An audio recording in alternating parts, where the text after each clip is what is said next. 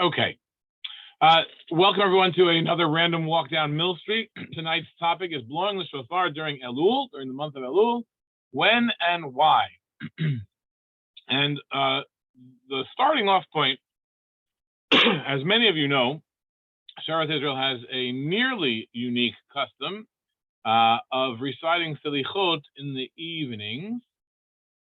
This custom is shared by other Western Sephardic congregations, especially in Amsterdam and London, and at least historically also in other places such as the Portuguese communities of France, the Portuguese communities in Italy. I'm not sure to the extent that they do that today anymore, but at least that was a Western Sephardic custom that originated probably in Italy, or at least maybe in Amsterdam and in Italy around the same time as the custom of something called Tikkun Yom Kippur Katan. And the two customs are related to each other.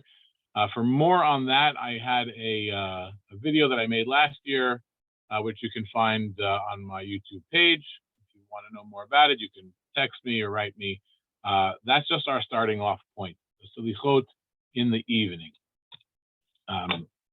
And just to show you, here are the instructions from the David Pool prayer book, where it says Selichot Mimotza'ei Rosh Chodesh Elul Ad Halayla Lifnei Erev Yom HaKippurim Nohagim Lomar Selichot Ha'ele Be'arvit Miyad Achar HaTefilah Chutz Mi Be'erev Shabbat Be'erev Rosh Hashanah V'Halayla Kodem Lazeh Motzei Shabbat Omrim HaSelichot Kodem LaKadish Tkabah.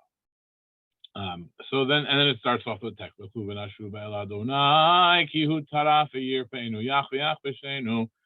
is the formula for the selichot, and as I mentioned, just as a little teaser, it is very, very closely related to the selichot that are recited at Mincha for Yom Kippur Katan, which is the eve of Rosh Hashanah, before Rosh Chodesh. In some very pious communities, mostly now Hasidic communities. I don't know many other people who do the Seder Yom Kippur Katan today, but at one point it started in Italy among the Kabbalists and in Tzvat, and it's related to the formula that we do here for Selichot Eve. The reason that it is only said here among the Western Sephardim is because the custom was basically stopped by some famous Kabbalistic rabbis, Moshe Zakuto, and then later on the Chida, Chaim Yosef David Azurai. But there is an element of it that I'd like to explore that we didn't talk about in any other video yet, and that is what we do here at Sheretz Israel at the end of the Selichot, at the end of our beat during Elul. And for that, we look at the instruction on the bottom here. It says at the end, after the selichot, after you say the psalm Mima Makim Kiraticha Adonai, Kaddish for the mourner, Baruchu Aleinu, and then it says B'tokin Tashrat, that's Tekiyah Shivarim Tiruah Tekiyah, Ad Chavchet Elul. If you want to see it in English, it says from the 2nd of Elul until the 28th, which is the night before the eve of Rosh Hashanah. It says you blow one set of tekiyot, tekiyah, shivarim, teruah, tekiyah, at the close of every evening service, except for Friday night, of course. And this is a very unusual custom. I don't know any other synagogue that does precisely what we do. Not Sephardic, not Ashkenazic, nobody does this. And so that's what I want to explore a little bit with you tonight. And as I hinted before we started the recording, I don't have any good answers for how this came to be exactly, but we'll see what other communities do. We'll see how this custom may have developed.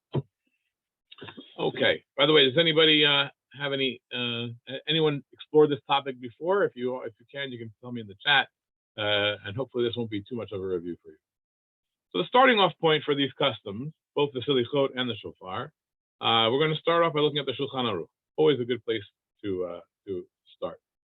And the Shulchan Aruch says This is Rav Yosef Karo, writing in the middle of the 16th century. Nohagim lakum ba'ashmoret lomar slichot v'tachronim merosh chodesh Elul ve'elach ad Yom HaKippurim. This is this beginning when he's talking about the Chodesh Elul before Rosh Hashanah. He says it's customary to get up in the hours before dawn to say slichot and tachronim from Rosh Chodesh, from the new month of Elul, until Kippur. And that is not exactly what we do, because here at Sheretz Israel, we don't say them in the morning, we say them in the evening. But that's for a topic another time. But now take a look at what the Haggah is. It's the note, the gloss from Reb Moshe Isserlis, the Ashkenazic gloss on the Shulchan Aruch. It says, "U'minhag b'nei Ashkenaz ein okein, ela merosh chodesh ve'elach matchilin litkoa achar hatefila shachrit v'yesh mekomot shetokin gam kein arvi." It says that it's customary in Ashkenaz that after the services in the morning they blow shofar, and in some places they also blow it at night. Gam kein, meaning they blow it at morning and in the evening. So that is where we know that people have a custom to blow shofar during Elul. Who has this custom? Ashkenazim, not Sephardim. Although I'm sure some of you will probably jump up at that one, like Claude. But we'll talk about that too. So this is interesting. Where do they do this custom of blowing shofar in the morning or in the evening? So if you are familiar with Ashkenazic synagogue, this is what they do every morning during Elul, after Shachrit. Some places do it at the very end of the service. Some places do it right before the final Kaddish, right before the Psalm. They'll blow there. But either way, that they blow at the end of the Shachrit service, after Aleinu L'Shabeach. They'll blow the shofar. And there's different customs of what they blow, but the simplest one is Tikiyah Shavarim Tiruat Tikiyah. Now, where does the Shulchan Aruch get this? Where does the Ramah get this? Where does the Moshe Isserlis get this from? And for that, we have to look to his sources. And one of the main ones is the Tur. So we'll take a look at the next page. The Tur is Rabbi Yaakov Bar Harosh, Bar Asher. He was a rabbi in Toledo, I believe. He was born in Germany. When he was young, he moved to Spain together with his father, the Rosh, the Rabbeinu Asher. And we're not going to read this whole thing. We'll read the beginning. And then this is the first entry that he has about Hilchot Rosh Hashanah. So he starts off by telling you the following. Tanya, we learned the Pirkei Rabbi Eliezer. That's one of these midrashic, late kind of midrashic works. It's Tanaitic, it's Mishnaic era, but it's kind of late. So somewhere between the Mishnah and the Gemara, or maybe even later, comes this thing, Pirkei de Rabbi Eliezer. Don't really know exactly when it was authored. But it says in there, Berosh Chodesh Elul, Amar HaKadosh Baruch Hu LeMoshe Allah Elai Hahara, She'az Allah lekabel luchot acharonot, ve'eviru shofar b'machaneh, Moshe Allah lahar, shelo yita'u od achar. So it says that after the sin of the Chet HaEgel and the Moses destroys the first set of luchot, then Moses goes back up to the mountain, and the verses there say that Moses ascended the mountain, and based on similar language where it says that God ascends with the Teruah, so there is a midrashic connection there that the shofar was being blown as Moses went up the mountain, and that they associate that happening with Rosh Chodesh Elul. That on Rosh Chodesh Elul, when Moses went up the mountain, the shofar was blown. And so then this is all for the quote from Pirkei de Rabbi Eliezer. Lachein hitkinu Chazal sheyu tokin b'rosh chodesh Elul b'chol shana v'shana b'chol hachodesh kedei lehazhir lYisrael she'asu teshuvah shene'emar im itka shofar ba'ir. And then it says v'chule. That's a quote from Amos, and we'll look at that pasuk a little later. But he says that the reason that we blow shofar is because of this, because when Moses went up the mountain, the shofar was blown, and the purpose of it is to encourage the Israelites, encourage the Am Yisrael to repent and do teshuvah. Then he gives a second reason. Kedei la'arbev hasatan, and also to confuse the Satan, which I never really understood. It doesn't not a really a perfect explanation why blowing the shofar during the month of Elul would confuse the Satan. And then I've heard that explanation for why we don't blow it on the eve of Rosh Hashanah. I don't really know. We'll have to explore that a little bit later. But the next words I think are significant because this is the tour. It says V'chein nohagin ba'Ashkenaz. So is the custom in Ashkenaz. Just like Pirkei de Rabbi Eliezer says, we blow the shofar on the Rosh Chodesh Elul. So is the custom in Germany. Litkoa bechol boker ve'erev achar hatefillah. That they blow the shofar every morning and every evening during Elul after the prayers. Then he goes on talks about Selichot, which is not for today. And just so you don't think that the Rush made it, that the tour made it up, he actually is quoting his father, Rabbeinu Asher, where if you look at his commentary to the tractate Rosh Hashanah, at the very end, he gives a little discussion of some of the minhagim. And there he says also, he quotes very similarly to this on the tour, he quotes Pirkei de Rabbi Eliezer. There are a few differences which are interesting because they may have had a different girsa in the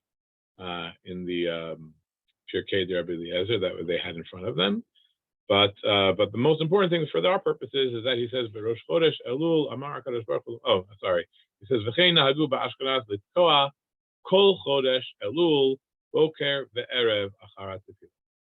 So as of they're writing in the late 13th, early 14th century, we'll say around 1280, 1290, 1300, that the custom in Ashkenaz was to blow shofar the entire month of Elul in the mornings and the evenings. By the way, does anyone on this call know that custom? Has anyone seen blowing the shofar mornings and evenings in their synagogue? You can put it in the chat, or you can raise your hand. So that's the origin of the custom that is quoted by the Ramah. But that's not what we do here in Sheretz Yisrael. We just do it in the evening. So where do we go from there? So I just want to. Why are we blowing the shofar at all? So the premise that's hanging over the whole thing is that we're coming up to Rosh Hashanah. And Rosh Hashanah is a Yom Teruah or Zichron Teruah, as it says in the Torah. We blow the shofar on Rosh Hashanah. That is the essential custom of the day. It's biblical in origin, and why we do it, there are different reasons given. I think Sadia Gaon gives 10 reasons why we blow the shofar, but essentially it's to remind us to do teshuvah, and it's also linked to at least the ram's horn is linked to the Akedah, and a variety of other reasons that we blow shofar on Rosh Hashanah. But why do we blow shofar the whole month of Elul, for some people anyway? That is these reasons given here in the tour, namely to arouse or to encourage people to do teshuvah and to confuse the Satan. So that verse that we quoted from Amos earlier, so it comes from the 3rd chapter of Amos, which is talking about basically doing teshuvah. God is telling the people not to worship idols, and that they have to do teshuvah. and there's a long list of who's good and who's bad, and not to oppress the innocent. And then there's this verse. It says, "Im yitaka shofar be'ir, va'am lo yecheradu." Could it be that the shofar is blown in a city and the people are not afraid? And then that's juxtaposed with "Im tieh ra'a be'ir." Could something terrible happen in the city? V'Adonai lo asa, but the Lord didn't do it. Meaning, if people don't heed the call of the shofar and repent, and something terrible happens in the city, it's because God is punishing them. And that is the connection here. That this beginning of the verse, anyway, the first half of the verse, that if you hear the call of the shofar, it will bring you to do teshuvah, or it ought to, or it should arouse you to do teshuvah. So we understand that one. I think that one's understood. In fact, I saw, forget now where I saw it, one of the explanations about blowing shofar in the morning well, we'll get to that later when we talk about other Sephardic groups. But what is that second explanation? Kedela arvevet hasatan, to confuse the satan. So that actually comes from the Talmud, but not about blowing the shofar in Elul. It actually comes from the number of tikiyot that we blow. So the basic thing would be to blow 9 kolot, and since we don't know exactly how each of those are done, so that becomes 30. We blow each type 3 times, so it becomes 30 kolot. But then we go further than that. We blow again in Musaf, we blow it during the Amidah, so then we end up blowing 60 or 70 kolot, and then some people go all the way to 100. So we blow the shofar a lot of times. And the Talmud says, why are we blowing it so many times? It says, "Kedei la'aribet hasatan, shelo lahastin al Yisrael," to confuse the Satan so that he shouldn't be the adversary of Israel, or to accuse Israel, is the way many people translate that. And Rashi on that quote in the Talmud says that when the Satan becomes aware of how much the Jews love the mitzvah of shofar, then he won't be able to make any accusations anymore, because I guess he'll be so overwhelmed by how much the Jewish people love the mitzvah and how much they do teshuvah and how much they heed the call of the shofar, that he just won't be able to make any accusations against them. Not that he's confused about what day of the year it is, or whether the shofar is being blown or not, or when it's supposed to be blown, or which is the real kolot. I don't think that has anything to do with this quote. Although we use that explanation, that the Satan will be confused somehow for why we don't blow the shofar on the eve of Rosh Hashanah, or sometimes people say that same explanation for why we blow the shofar at the end of Kippur. And we saw already in the Torah the same explanation is given for why we blow the shofar in the month of Elul. So you might hear that it's to confuse the Satan. Satan is not confused. The Satan is not confused by our blowing the shofar. What Satan is confused by is how we can be sinners, but somehow when it comes to the time of year, we repent so well and we love the mitzvot so much that the Satan is unable to make his accusations against us before the Lord. At least that is what Rashi's explanation of this line in the Talmud is. Okay, that is the reasons why we're blowing shofar in Elul. But why? So that now we talk about this custom at night. So you may know from previous from when I've spoken about Slichot, that the custom that we have here at Eretz Israel and the Western Sephardim of saying Slichot in the evening is highly controversial. And the reason that it's controversial is because, according to the Zohar and Kabbalistic understanding of God's the appropriate time to seek God's forgiveness, nighttime is a bad time to approach the Lord to seek forgiveness. Why? Because according to Kabbalistic sources and mystical sources, the nighttime is when God is meting out punishment. midat hadin. God sits in judgment at night. So that is not the time when you want to say, hey, forgive me for my sins. God is actually punishing people or declaring people's punishments at night. And so therefore, according to this view, you can ask forgiveness all the time, especially after midnight in the early morning of the hour, or the early morning of the day, or the early hours of the morning, or during the day. But one should never ask for forgiveness and for ask God's mercy at nighttime, because it's not available then. That, it should be noted, is a pretty late view, beginning in the Zohar and more developed with the Kabbalist Tzfat.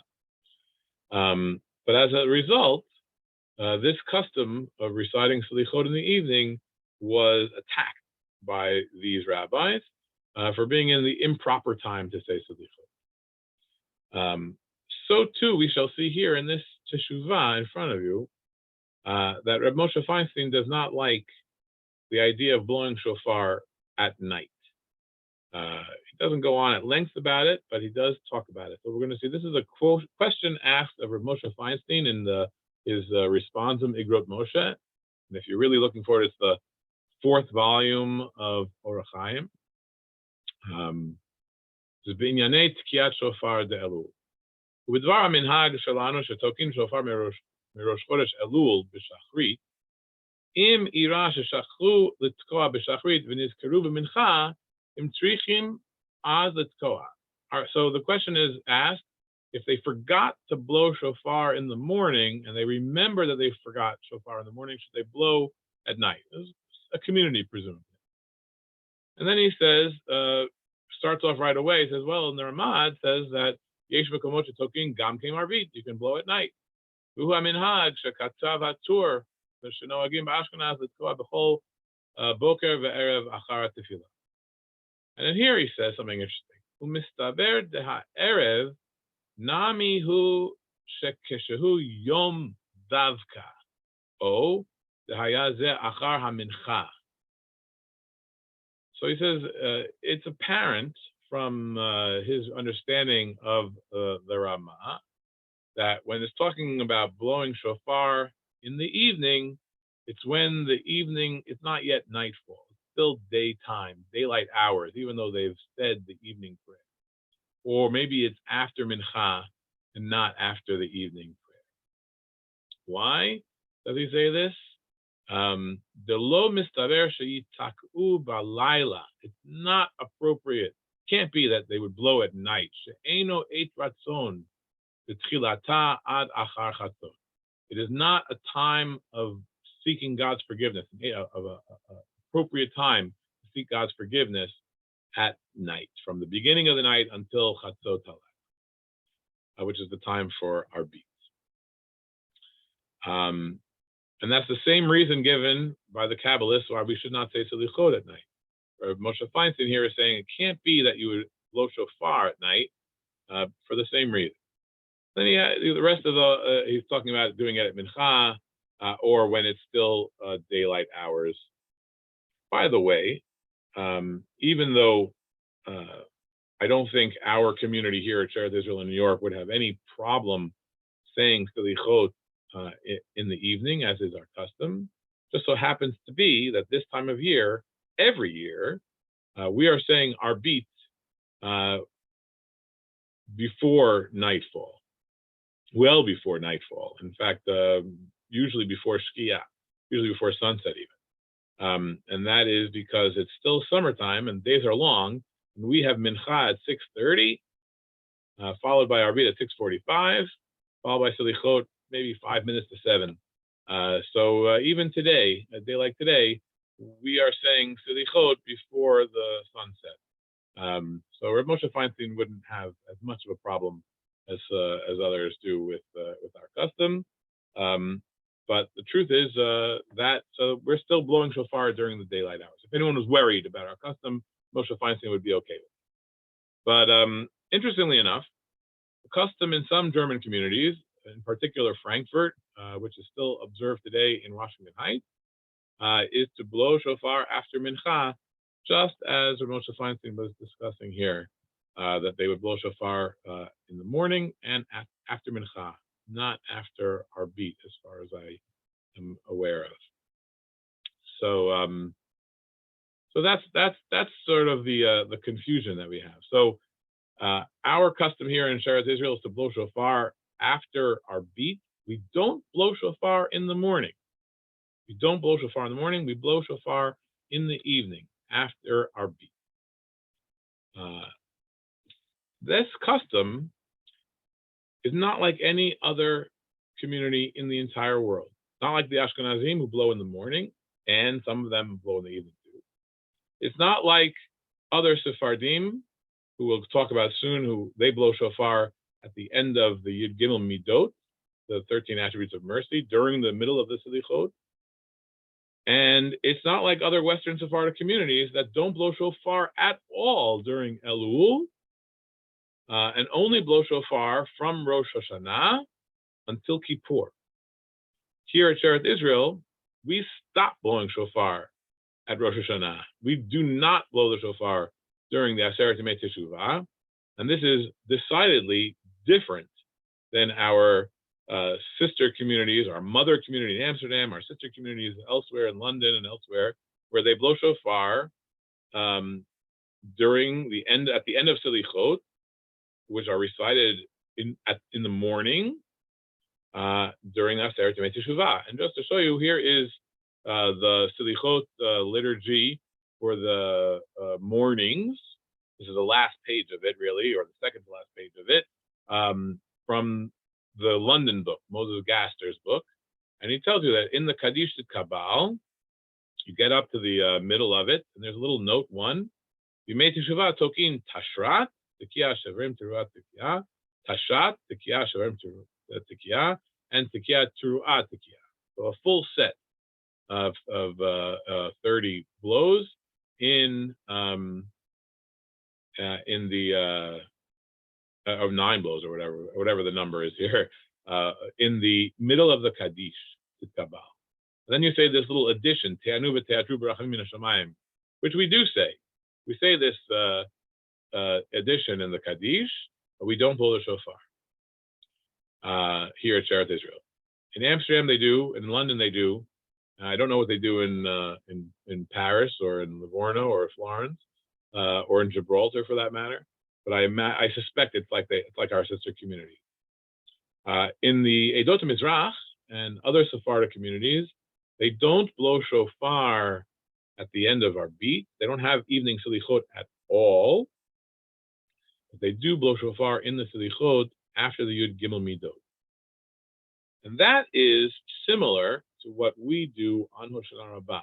Not exactly the same, but on Hoshana Rabbah, at the end of each Hakafah, we say the Yud Gimel Midot, we say Vayavor, and we say the Yud Gimel Midot, and then we blow shofar at the end of each circuit on Hoshana Rabbah. So that is similar to what the other Sephardic groups are doing during Elul when they say Selichot and blow shofar. According to Shem Tov Gagin, Syrians don't do this, but I suspect, based on some comments I've seen online, that many Syrian communities do this. So maybe Claude can tell us what they're doing in the Syrian community of Brooklyn. Are they blowing shofar during the Yud Gimel Midot on the mornings of Elul, or not? Or only during the Aseret Yemei Teshuvah, or not at all? He'll tell us in the chat, or he'll tell us after. Here we go. Okay. Solomon wants to say a few words. So absolutely, we're going to let Solomon say a few words. But really, I'm at the end here, so I'm just gonna finish off. So, whoops. Okay. So actually, I'm going to stop the share. Okay. So that is what I wanted to tell you. So we have here at Sheretz Israel a very unusual custom. We say Selichot in the evening, which is not done by almost anyone else other than other Western Sephardic groups. We also blow shofar, which is not done by any other Sephardic group. So this is an Ashkenazic custom, I presume, that may have been. I don't know how it started or when it started, but it may have something to do with the fact that we were not saying Selichot in the morning. And the reason for that is because we did not, for much of the 19th century, we did not have daily minyan at Sheretz Israel from about 1830 or 1840 until the beginning of the 20th century, and they just didn't have people to come to services, and so they, in order to say selichot, they could only say evening selichot, and perhaps there were people who wanted to hear the shofar as well, and so they, maybe under Ashkenazic influence, I don't know, they blew it at the end of the selichot every evening throughout Elul. So now I'm gonna allow there's Solomon, here we go, to unmute and give us a few comments. Good evening. Thank you very much, Zachariah. As always, very nice. A few things. First, about let me start with the last thing you mentioned about blowing the shofar and saying selichot in after Harit. So I presume, I do not know, that the shofar minhag was introduced by German Jews when they became more powerful. I just walked away while you were speaking, I was still listening to you, and to look up in the minhag book of Frankfurt, and mine, not to confuse the Frankfurt and the Oder, what their custom was. So there it says, the book written by Rabbi Yehuda Brilleman, that the custom is to blow Tashrat after Shachrit and after Mincha, but if Mincha and Narbit is done together, then it's done after Narbit. That's what, and that's also the way I remember it from the Ashkenazi community in Amsterdam. That's exactly what they did. And I do not remember in Sheretz Israel if we blow on Motzei Shabbat, and if we say Selichot on Motzei Shabbat. We do. We do. And that's as far as blowing the shofar goes. Now, about the custom of saying the evening Selichot at night. That has been in dispute since the moment it was introduced. As far, I did quite a bit of research. I wrote an article on the subject, and what I have found, but the record has been destroyed. There was only one record, one pamphlet with the oldest small selichot.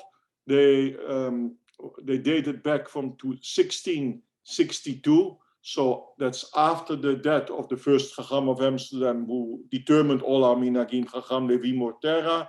And while the Kabbalist was in office, Chacham Yitzchak Abuab de Fonseca in Amsterdam. And of course, Abuab has been in the Americas too. And I don't know when it exactly started, but the first pamphlet was kept in the library of the JTS. And it was destroyed when they had a fire about 100 years ago. I don't remember the exact date of the fire. But there was a big fire in the library of JTS, and that pamphlet, which was the only one remaining, was destroyed. We find it printed in the books around 1700. Now, there is one other thing to it, that